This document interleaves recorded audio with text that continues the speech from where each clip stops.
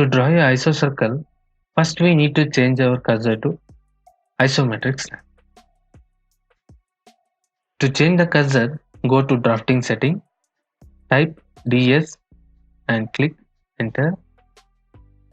From drafting setting window, click on snap and grid and then select isometric snap, then click OK. And also from the status bar, directly click on this symbol to change our cursor to isometric snap.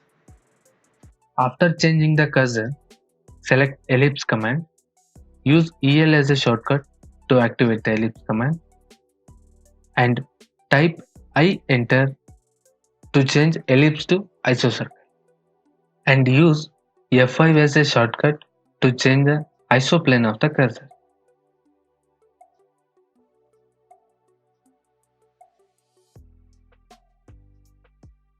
And specify the center of the isocircle and specify the radius of isocircle to change the isoplane of the cursor.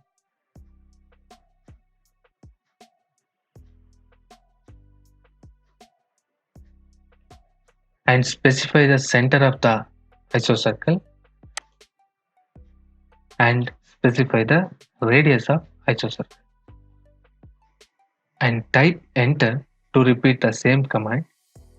Type I enter to change ellipse to isocircle and press F5 to change the isoplane of the cursor and specify the center point, and then type D enter to specify the diameter of isocircle. Then specify the diameter, click enter. Type EL enter to select the ellipse command. Type I enter to change ellipse to isocircle and use F5 as a shortcut to change the isoplane. Specify the center point and then specify the radius of the ellipse or specify the diameter by clicking D enter.